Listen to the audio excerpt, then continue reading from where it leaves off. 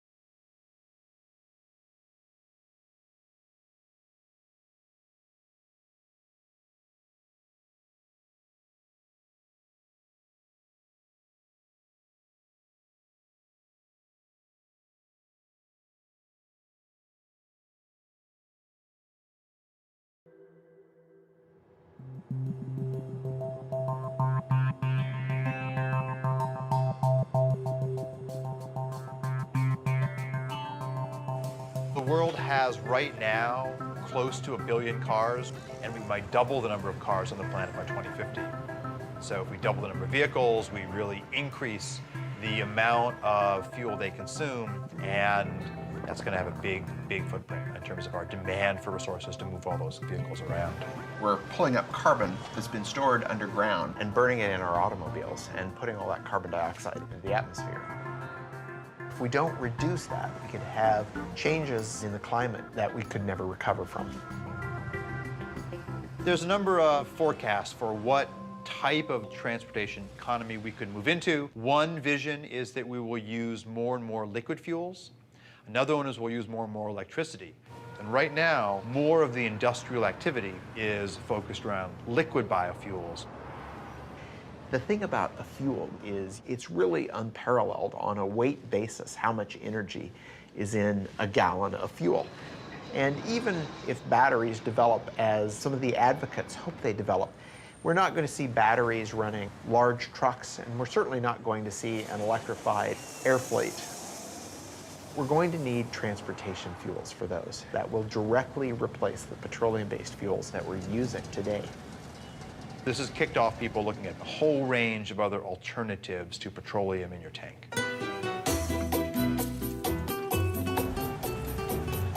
Commercial production of ethanol as fuel started in Brazil in 1975. When we started the ethanol program, nobody talked about reducing emissions. This was not an issue at that time.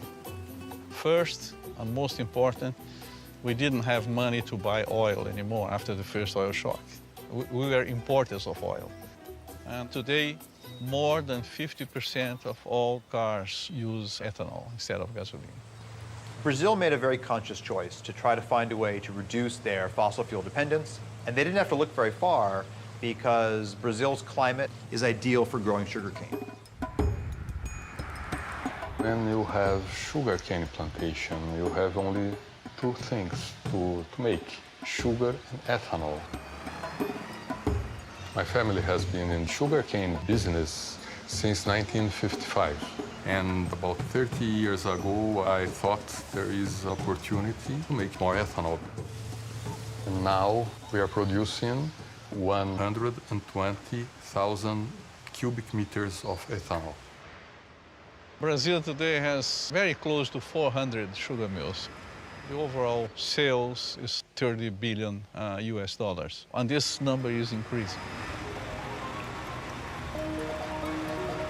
If you look at how they make ethanol and how efficient the process is, it's really a model for all of us.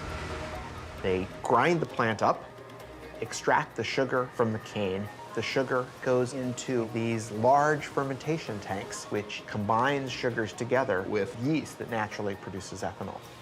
They use the rest of the plant to generate heat to distill the ethanol and turn it into fuel. They also use that heat to generate electricity renewably, not putting excess carbon dioxide in the atmosphere. Brazil has gotten to a point today where they're using about 40% less petroleum than they would be otherwise. But Brazil cannot supply the whole world with ethanol because they would have to cut very strongly into food production and into critical natural areas like the Amazon to make that happen. And this really boils down to the fact that there's only so much arable land, and growing fuel for our gas tanks is yet another demand on that landscape. We cannot kid ourselves in thinking that we found a general solution for the world problems. I think we will have to face the world in this way today. We have no oil in very large quantities anymore. We have no coal transformed in a clean way. In the meantime, we have to do the best we can. And the best at the moment is that we can do biofuels. Sugarcane to ethanol is an incredibly efficient process. You get out about 7 times the energy you put into growing the sugarcane. In the US, when we produce ethanol from corn, for every unit of input of energy, we get about the same amount of energy out. So we're really not gaining anything. We need a better process. We don't have to take what nature's given us. We can actually engineer plants and yeast to be more efficient, and that's the basis for a lot of the work that we're doing now. What we need to look at, though, is which of the pathways that come out of this are not only good financially, but those that are also good in sustainability. And this equation is really wide open right now. We are in a race to develop fuels.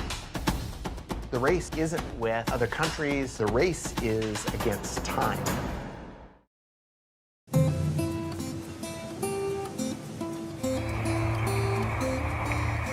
To meet the immediate and future demands, we made the energy solution spring from the ground.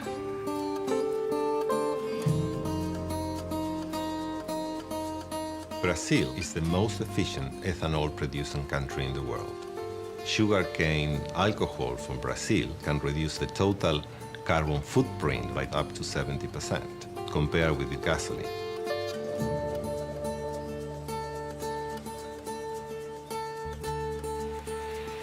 The biggest challenge for fuel providers and car manufacturers is to reduce CO2 emissions over the next 20 years. Demand for mobility will continue to grow. We believe that biofuels are very important because they help in an immediate way. All forms of fuel are going to be needed. Hydrocarbons, natural gas, biofuels, all of them are going to be part of the energy mix for the future of transportation.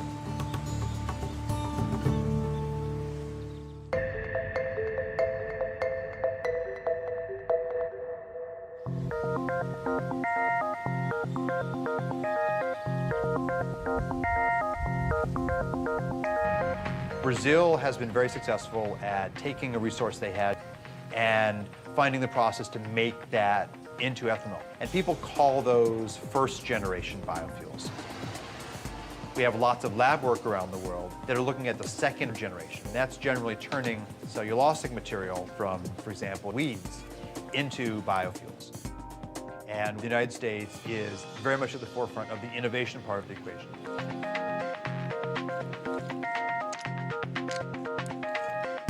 For centuries, we have been using yeast to consume glucose and produce wine and beer.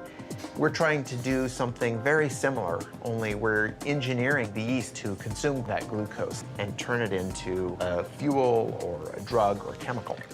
We call this synthetic biology. And when I started in this area, many of my colleagues said, "Oh, Jay, this is great work, but where's the application? What are you going to do with these tools? Who cares?" Malaria is an enormous problem. In any one year, 1 million or so people die of the disease, and most of them are children under the age of 5. So we thought this was a great opportunity to engineer yeast to produce an anti-malarial drug called artemisinin. This drug is derived from plants right now, but it's too expensive for people in the developing world. So my laboratory engineered yeast to produce small quantities of artemisinin. Now that process is being scaled up and we'll have this drug on the market shortly, but at a substantially reduced cost. It turns out that anti-malarial drug is a hydrocarbon, and it's very similar in many ways to diesel fuel. We thought, gosh, we could turn our attention now to fuels. We could make a few changes in that microbe to turn it into a fuel-producing microbe.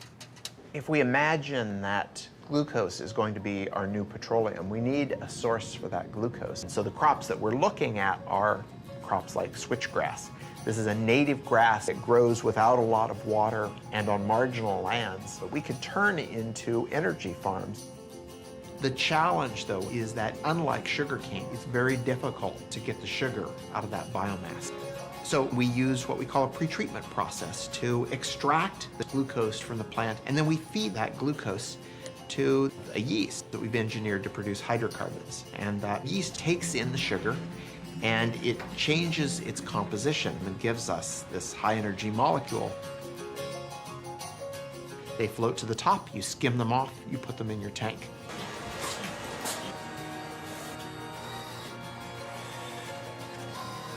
But it takes a lot of work to get from that small test tube all the way up into the million-gallon tank. So we have to give it time, but I think that some of the discoveries that are happening might be applied by the end of the decade.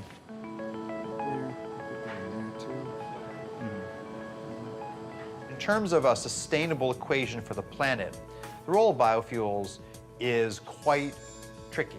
There are a variety of crops that do not compete directly with food, and finding ways to utilize those types of crops first, that's very attractive. So solving the science is part of the story, but then evaluating all of these new fuels in terms of the land use impacts that they could have, that is an even harder story than doing the good science.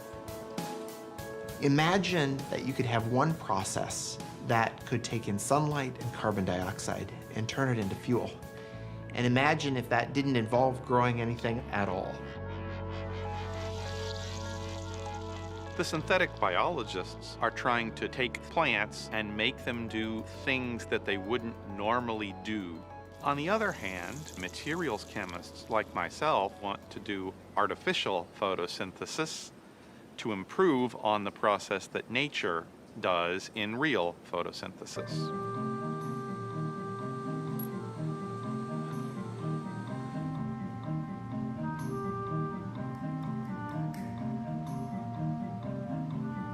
We should follow the blueprint of plants converting sunlight into fuel, but take the approach that it could be much simpler. All we really need is a light absorber that absorbs sunlight. We also need a catalyst like iron or nickel. So when you see the hydrogen coming off of the photoactive material, that's an example of a semiconductor breaking the chemical bonds of water to make hydrogen and oxygen. Ultimately, our pieces are going to be contained in something that is easy to roll out like bubble wrap, where in would come sunlight and water.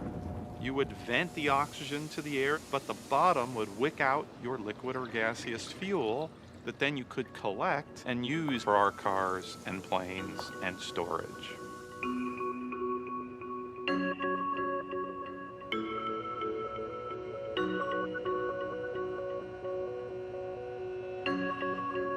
Our goal is within 2 years to have the first artificial photosynthesis solar fuels generator that we can hold in our hands, and then get to scale beyond that time. We're certainly not good at predicting the future, but to me, electric vehicles look like a sustainable option. We've heard proposals about things as far-fetched as nuclear-powered planes, and even some proposals to move freight around with lighter-than-air vehicles. And so, if the future in 2050 does include a fair amount of oil, what it means would be that we haven't deployed as many of these clean technologies as we already know are possible. If you think about how long it's taken for us to build up the petroleum industry, we can't hope to reverse that overnight. It's a huge change in our infrastructure. Yes, we should have been working on it 30 years ago. We didn't. We're trying to make up for that, and that means basic research needs to be done now and by as many people as possible. We have a long way to go, but I'm confident that we'll get there.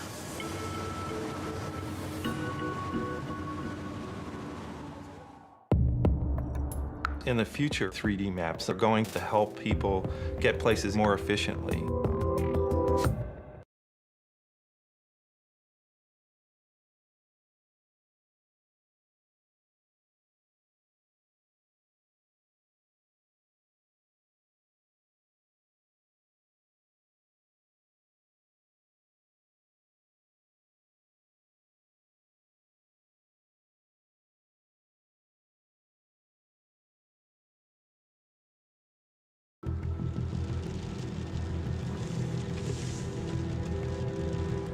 the automobile came around.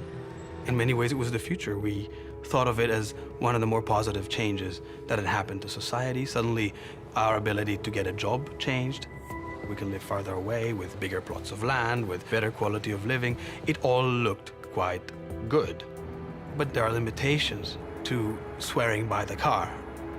If it gets congested, your quality of life drops immediately. To spend so long in the car, it's very inefficient use of fuel consumption. Things start making sense all of a sudden. It doesn't bring you closer to where you want to get. It actually sometimes brings you farther.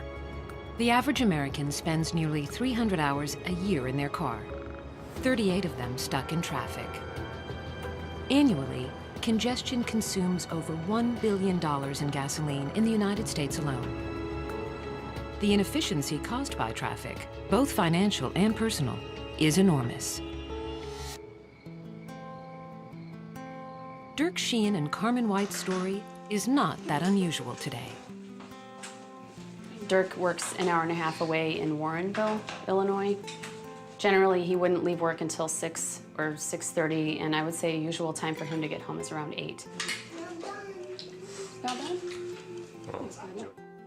Usually when I wake up, I'm the only one up. Sometimes the kids wake up with my routine. More often than not, I don't see them in the morning. I think about my commute when I wake up. I check the traffic report, see if there's any delays. The worst case scenario, it takes me 2 hours to get to work. We are already so limited in the amount of time he can spend with the kids. And our expenses are crazy high. We are spending $400 a month on gas. It takes away from our food budget, and we never paid for gas like that before, ever. There's technology that would allow me to spend less time in the car, spend less money on gas, and spend more time at home. I'd be all for that. The cost of traffic is people's time, it's fuel wasted, it's an emotional toll, it's a frustration. Utilizing the roads more intelligently is a much more efficient approach to the inability to have supply keep up with traffic demand. If you took a satellite picture of the highway, you can see that there's actually a lot of open space. And if we had the technology for cars to drive more closely but safely, then you could increase the utilization of the road network. What this means is that to be more efficient, to use less fuel, we need to see the road differently. We need cars that can navigate through the urban landscape in a radically different way.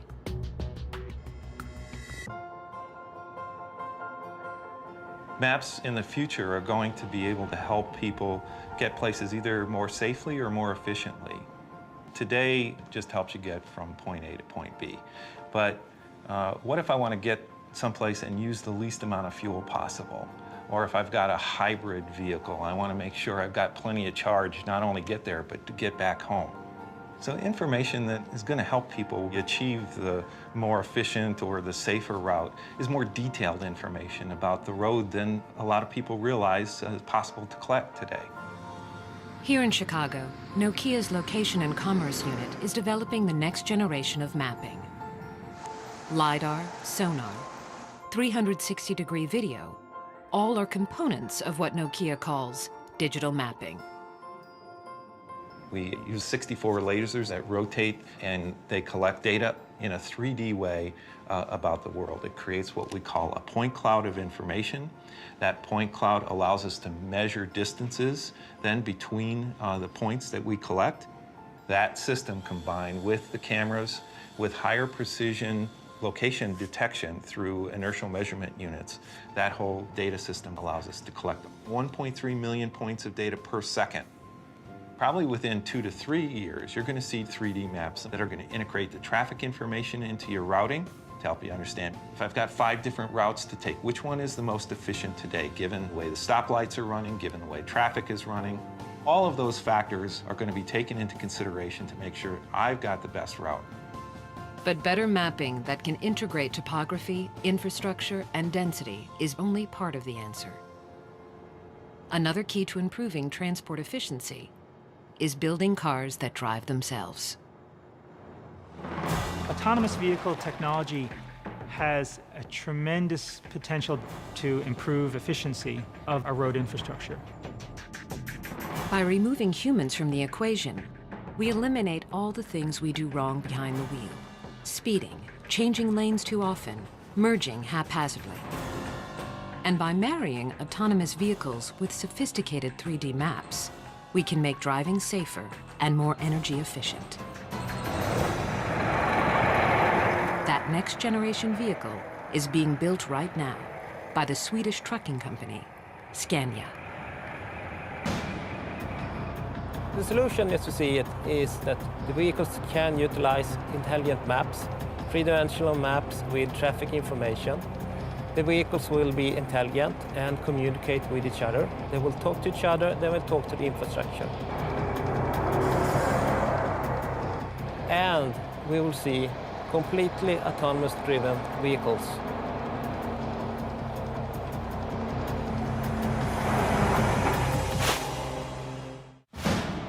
The goal was to have multiple robots and see if they could go 60 miles fully autonomously.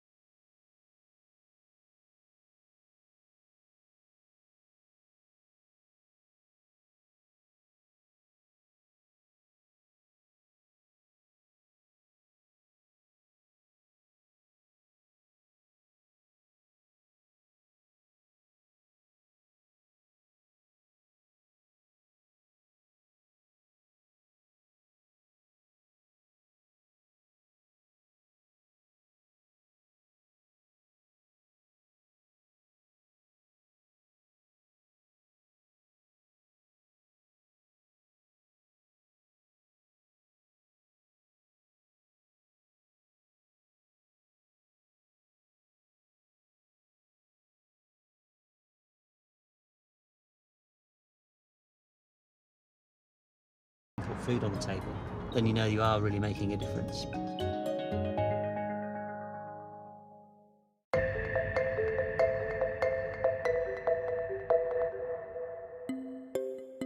By displaying traffic density in the urban infrastructure in a revolutionary way, 3D digital maps will help create a more fuel-efficient future.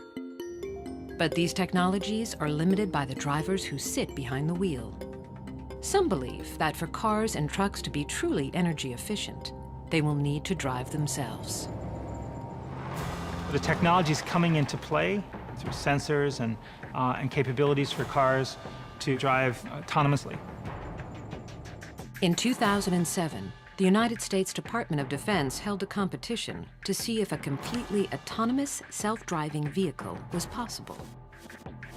DARPA stands for the Defense Advanced Research Projects Agency. They held a competition to develop self-driving robots that could drive themselves in traffic.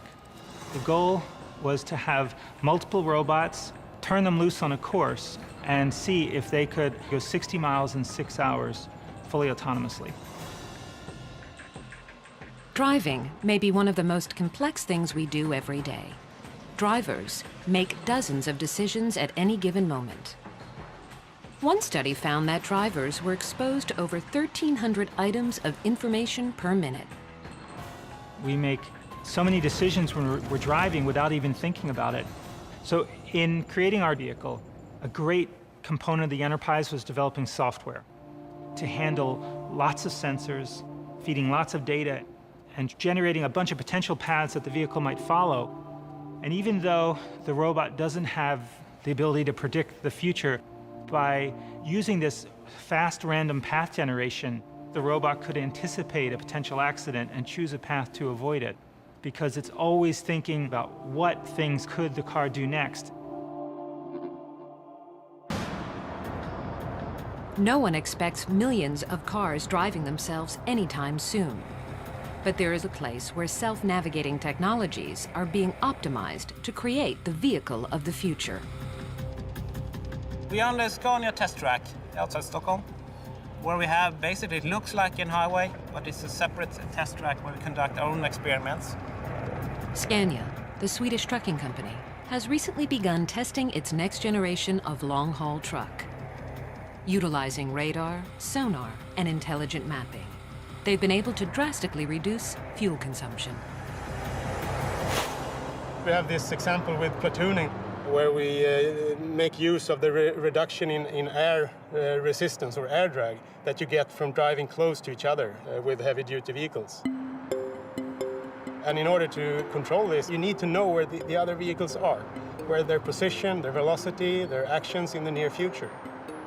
And to be very close to the vehicle ahead of you requires that you have very accurate control. If you look at robotics broadly, there's a wonderful set of research on people looking at schooling of fish and trying to develop the ability for robots to work together like that. So there are wonderful examples from nature of how cooperation can lead to more efficient resource utilization. You can see it when people are competing in Tour de France. They platoon to reduce air drag. They are not bicycling behind each other that close because it's fun. Or because they are racing. It is because they are reducing air drag, sitting behind the man who is leading. A truck traveling 55 miles per hour expends half its energy just to move the air around it.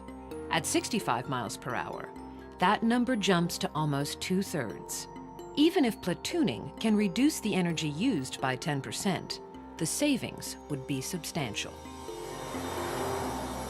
If a vehicle in front of another vehicle wants to brake, it immediately sends out the brake message to the other vehicles. So they actually brake at the same time.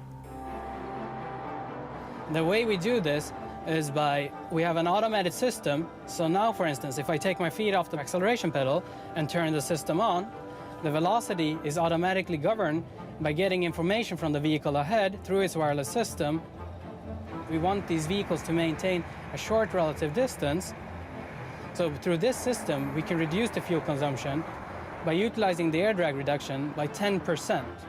And 10% would mean you will be able to save approximately 8,000 euros per single heavy-duty vehicle per year.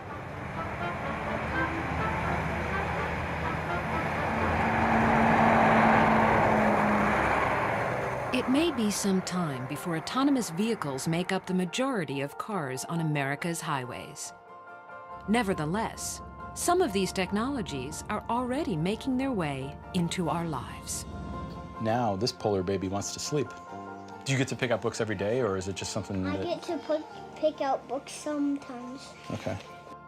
When we look toward the future, the systems will absolutely make it safer and more efficient and less costly for you, and also make your life easier because you're spending less time on the roads. The city begins to talk, begins to tell you where is there congestion, what's going on in different areas of town. Suddenly, the car becomes a part of a much bigger ecosystem. We can look at how cars interact with other cars, how car interacts with infrastructure, and us, the drivers, can start to make smart decisions about how to move around. Suddenly, mobility becomes a whole other thing.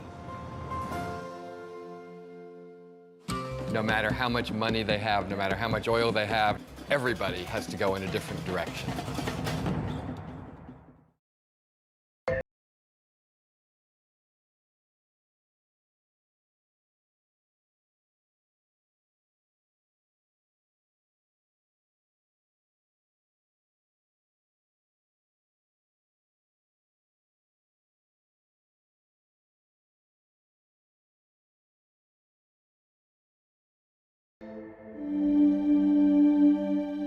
From the beginning, we've dreamed of utopia, a place where we could live in harmony with each other and in balance with nature. Many have imagined it, tried to design it, but the dream always slipped away.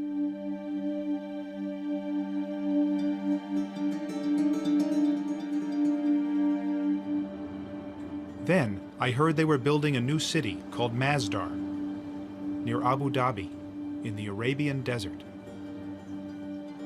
It sounded like an unlikely place for utopia, and I wanted to see it.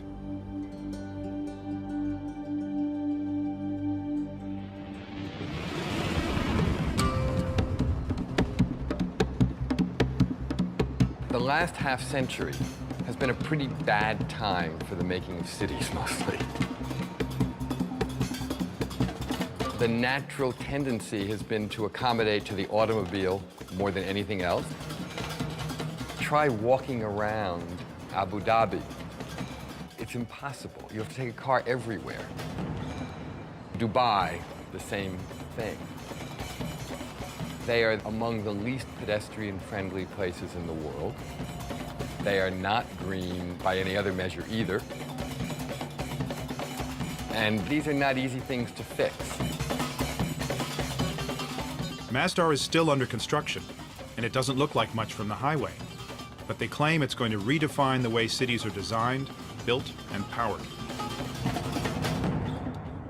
Masdar City in Abu Dhabi will be the city of the future and the role model for the world. Once you see what they've envisioned for this utopian city, it's very impressive. It's carbon neutral, pedestrian friendly, and powered by renewable energies. But I do notice we're going to have to change our relationship with cars. Welcome to Masdar City. أهلا بكم في مدينة مصدر. We are driving in the bowels of Masdar City in an electric transportation system. It's slightly unnerving to sit in this for the first time. And where are we going? The first big move the architects at Foster & Partners made was to put all transportation underneath the city, leaving the streets of Masdar totally free of cars. The place reminded me of a medieval city, and actually, many design elements are adapted from ancient Arabic towns and villages. It's all about looking back into history to move forward. There's some very, very simple ideas that have a huge impact. This is a pedestrian zone, there's no cars here. This has enabled us to push our streets together to take the advantage of the shade, channel the cooling breezes through. The whole scale here is based on the human being, it's not based on the motor car. As soon as you lift up the pedestrian plane by 7 meters, you've suddenly captured this breeze. What you can see here in the balcony is we've got a modern interpretation of an ancient Arabic screen. What we must avoid is direct sunlight hitting any piece of glass. As soon as the sun hits the glass, the heat's transferred into the building and we have to use more energy to cool it down. Can this really make all that much of a difference? Yeah, absolutely. For example, downtown Abu Dhabi, 60-meter wide streets, black asphalt, mirrored, reflective buildings, no relief from the sun. On a day in September, the air temperature in both places was 39 degrees. In Abu Dhabi, the temperature measured at the asphalt was 57 degrees. In Masdar, the temperature measured on the ground is 33 degrees, so we've actually lowered the air temperature. We're trying to do as much as possible with as little as possible. These simple design moves cut air conditioning needs by 60%. But this place is also technically very sophisticated. The roof panels not only provide shade, they also generate electricity. And the walls themselves are made of glass-reinforced concrete, literally sand taken from the desert. Everything here is geared towards maximizing energy efficiency. Masdar does represent a whole different value system. It represents an acknowledgement that eventually everybody has to go in a different kind of direction. No matter how much money they have, no matter how much oil they have, no matter anything else. All of the cities here in this part of the world have come out of nowhere. There was nothing here not so long ago, except small settlements in the desert. And then all of this oil and all of this money, and suddenly, you know, wham, these cities started popping up. But they sprung up in a false love of a Western model that was already out of date. The model of the late 20th century automobile-based, energy-hogging city.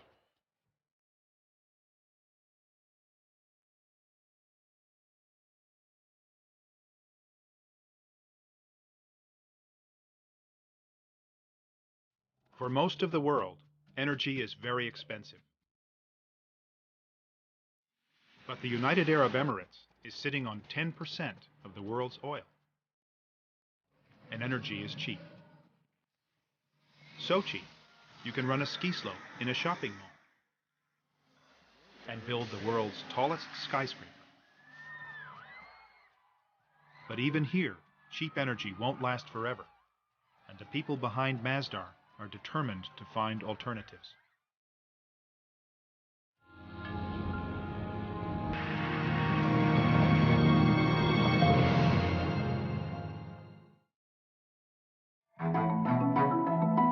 One of the most crucial aspects of our energy modelling and scenario quantification is how much energy in total is the world going to use in 2050.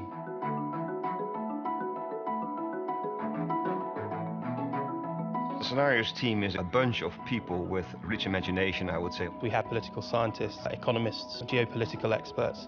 Really, we try to simplify the complexity all around us. We in the scenarios team are currently putting a lot of attention into cities and city development.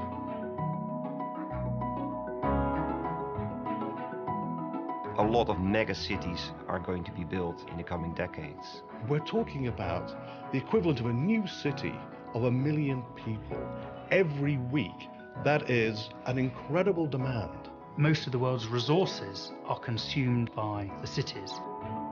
What if we could offer a blueprint for a better city? Public transportation, information, energy. We understand demand will rise. We understand that current supplies will struggle to keep pace. So we have to, of course, find ways of bridging the gap between the demand and the supply. Decisions that we take now are going to have a major impact on decades to come.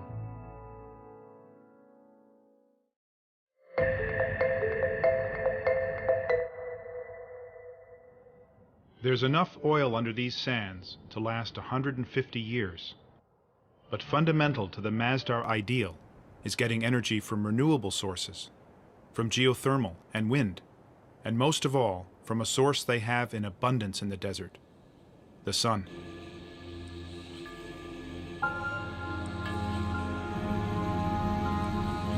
This field of solar panels makes more than enough electricity to run Masdar, and the excess power is sent to the Abu Dhabi grid. But silicon panels are expensive, and the price of solar power needs to drop if it's going to be competitive from Africa to Asia to Arizona.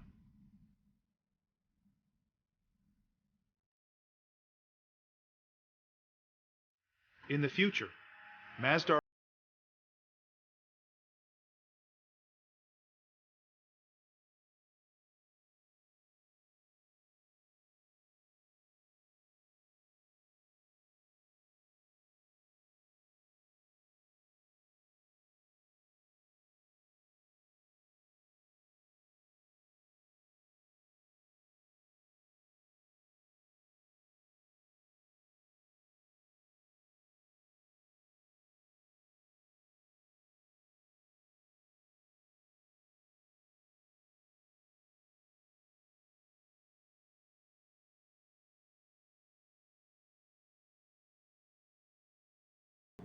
So Masdar needs to draw power from the grid when the sun goes down.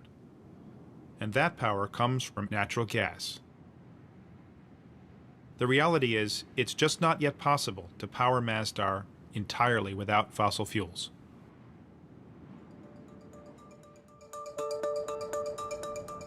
The great challenge with Masdar will be, how do you make it a place that will not be just this ideal city that no other place could actually aspire to because it doesn't seem real? What Masdar has to be is a laboratory that develops things that then can be applied in existing cities all around the world, because that's where it will pay off. There's no payoff if it's just about itself. The payoff is, how can everything it's trying to do matter in the rest of the world? Right now, there's only a store, 2 restaurants, a bank, and a few hundred students living here. It's too early to tell if Masdar will work as a city when it's finished. But much has been achieved. They are carbon neutral and largely powered by renewable energies. Solutions here won't work everywhere, though. Many cities are in cold climates, and cooling is not their energy problem. They need to let sunlight in, not keep it out. Cities like Los Angeles or Houston are built around cars. Can Masdar's lessons be applied to them? Still, it's a step in the right direction, and it's impressive that this step is being taken by a country that doesn't need to take it. I met a guy who said actually they did need to take it. He took me to the desert to explain. God says, وَعَرَضْنَا الْأَمَانَةَ عَلَى السَّمَاوَاتِ وَالْأَرْضِ وَالْجِبَالِ. God talks about man's place in the universe, that this world is a trust. And God offered this trust to the mountains, to the heavens, to the land, to earth. And all refused it, refused to take this trust. But man, being adventurous, a bit vain, maybe too ambitious, being man, accepted it. Now, accepting it, there is a responsibility.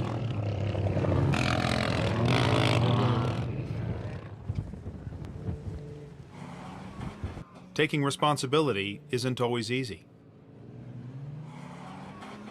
Utopia may be unattainable, but we must reach for it.